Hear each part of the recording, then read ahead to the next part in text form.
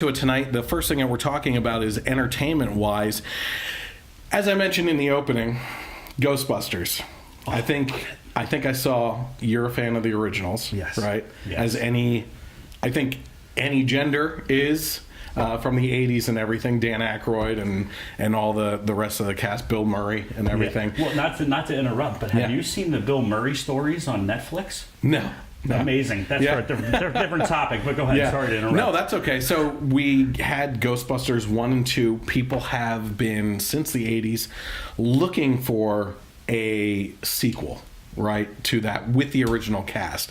Unfortunately, I think it was 2 years ago now, they did a reboot of it, and all-female cast. People were complaining. People called the people that were complaining snowflakes and saying it's going to be good. It's about the material, not the actors and everything. Right. Bull, first of all. When you're talking about Bill Murray, right, Yeah. and Alan Rickman and Dan Aykroyd, I mean, you don't replicate that. No. Okay. So you had that, and a lot of people. I think I was one of the people that was like, "This sucks," but I'm going to give it a chance. Right. I shouldn't have given it a chance.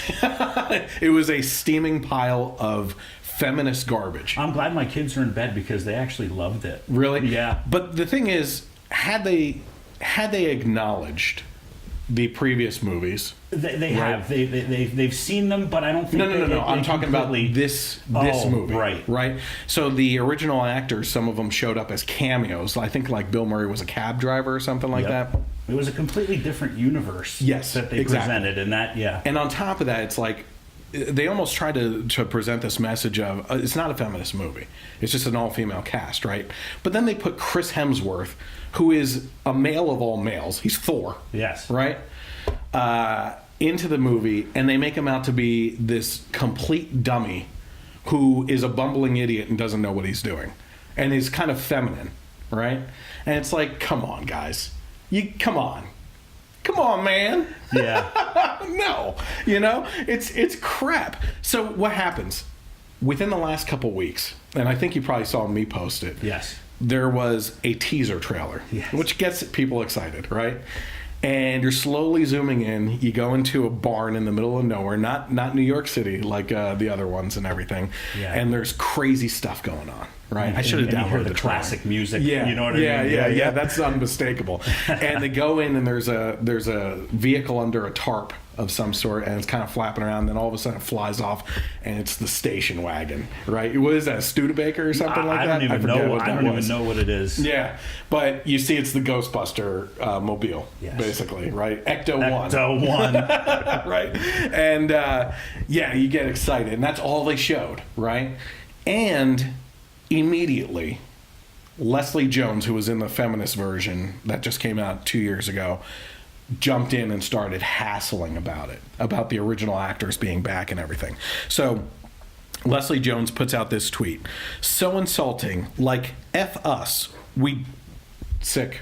Didn't count.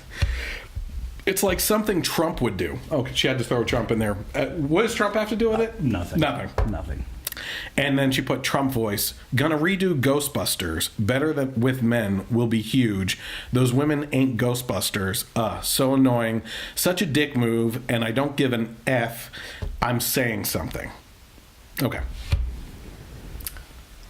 Let me get this straight. Right? She's upset that there's a sequel coming to the original movies that set the standard that don't include her and her cast, that was in a reboot that really didn't acknowledge the first original movies either. Right. So she's upset that they're not being acknowledged when her universe movie didn't acknowledge what set the standard. Sounds to me like her royalties are running out or something. Yeah, you know what I mean? What royalties? that's probably the problem right there, right? So she went on, and this came out a couple days later, so I like to gather these things up.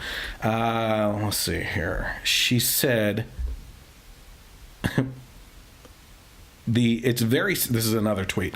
It's very sad that this is the response I get when the point is they make this new one with all men and it does well, which it will, It might feel that boys are better. It makes my heart drop. Maybe I could have used different words, but I'm allowed to have feelings just like them.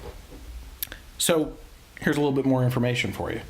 The original guys are back, but they're going to be mentors to a group of 4 teens.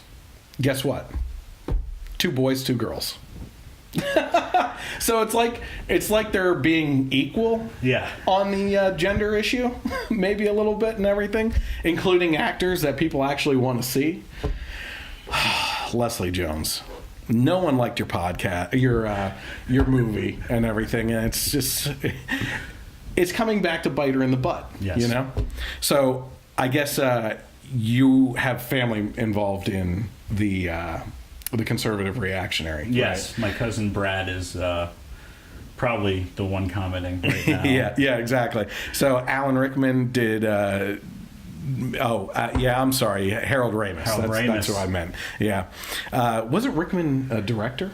Or something? Rickman is Hans Gruber from Die Hard. He's the one that got thrown off the building at the end or fell off. Yeah. And then he said Leslie who? Exactly. Yeah. So the director actually got involved too, Feige, and he said, let me see if I can find this, because it is in here. All right, it says the new film subsequently abandons the continuity seen in the 2016 film, which featured Murray, Aykroyd, and Hudson in cameo roles unrelated to their past characters. Feige compared the film to Hillary Clinton's presidential campaign, saying both were, quote, caught in the exact same vortex. The controversial move to replace the male team with a female team ignited these passions that were already around because Trump was stirring them up, Feige told The Telegraph in September. I think these guys felt they were losing control. The reboot opened to mixed to positive reviews and scared up just $229 million at the worldwide box office on a reported budget of $144 million. It was later learned that the film cost Sony a reported $70+ million loss to the studio. $70 million it lost to the studio, right? And Leslie is wondering why they're not getting a sequel. It's exactly. It's almost like the other issues lately of people getting pissed off at actors for playing parts that actors with those disabilities and everything should play, right? You have Bryan Cranston playing the handicapped person right now who's paralyzed from the neck down, and people were like, why wouldn't you get someone that's paralyzed from the neck down to do it? I don't know. It's called acting. That's part of it, right? and why would you hire someone for a role that's a no-name possibility that you throw it up onto a movie poster, they're gonna be like, who the hell is that? Precisely. It's Bryan Cranston. It's Walt. Walter White, for crying out loud.